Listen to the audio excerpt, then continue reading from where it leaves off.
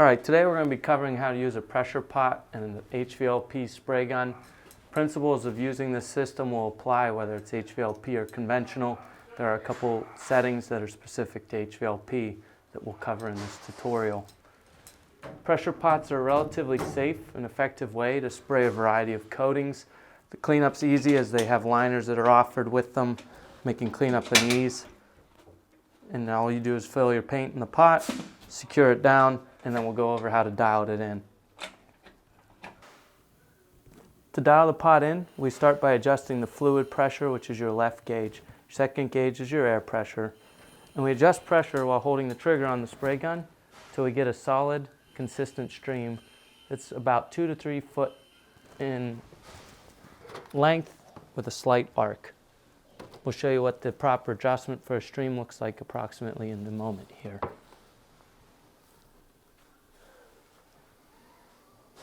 So that's about where we would have our fluid pressure. You can notice it's a slight arc. It's not an extremely fast stream. That'd be right about where you want to be. On my pot, I'm at about 15 pounds of fluid pressure. Typically, if you're above 20 pounds of fluid pressure on your pot, you may want to consider a larger fluid nozzle. And if you're much under 10, you might want to consider a smaller fluid nozzle, as you're potentially not using the pressure pot effectively due to too large or too small of a nozzle on your spray gun.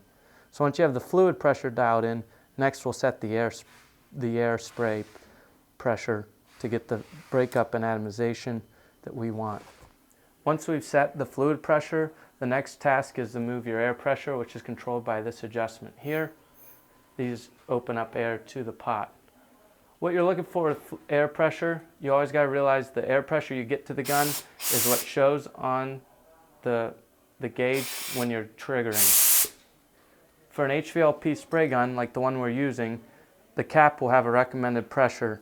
In this case, we have a recommended pressure maximum of 25 psi. What that means is by the time the air comes to this gun, the most air we can have at the base is around 25 psi before we do not get the efficiency that we should have an HVLP spray gun. So when I trigger my gun, 25 pounds is about there. What we're looking for on the target is the way it breaks up. If you look at this surface here, this would be a very rough orange peel finish, will not give you a very good quality finish. This is a little dry, but the breakup's a little finer, as you can tell by the smaller particles. We'll go ahead and try about 25 pounds of pressure here to see where our breakup is.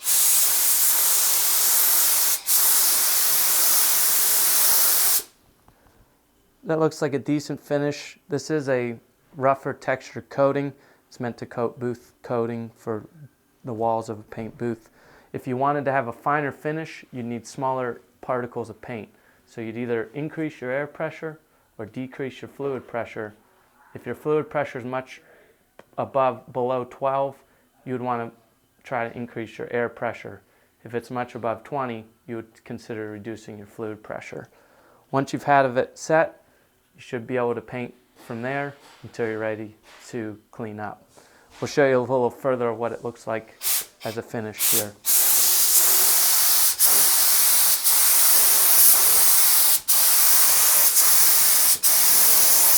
So you can see by the way it's laying on there, it's not heavy, it's not thick, it's not running. Increasing fluid pressure will give you more paint. Decreasing it will reduce it. You can also change the fluid nozzle to a bigger size to give you more paint.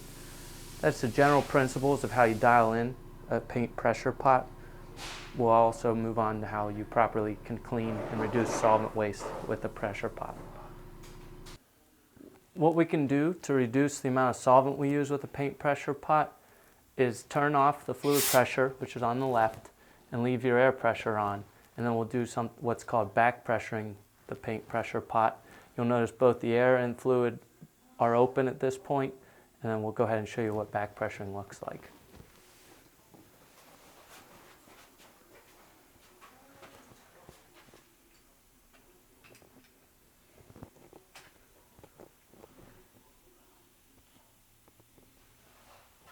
So what we do is we leave the air on and we leave the fluid pressure completely turned off.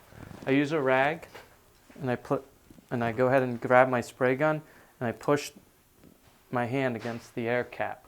What we're doing is forcing the air back through the fluid nozzle and back through the fluid line to flush out the paint that's laying in the line to reduce solvent waste.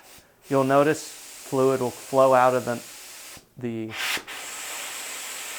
fluid tube as I do this, until eventually it'll make a bubble, and that's when you know you can't get any more paint out of the fluid line.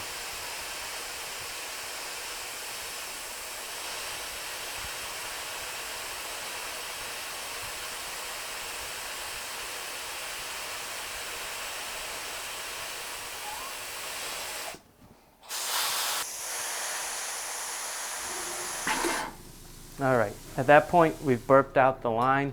We can then go ahead and put a clean liner in with solvent and flush this gun till pure solvent runs out using just the fluid pressure. At that point we know we have a clear line and a clear gun. We can go ahead and remove the air cap, throw it in solvent, and leave the solvent in the line, or if you're using a waterborne product, your appropriate cleaner, and then you'd be able to leave this pot for the day.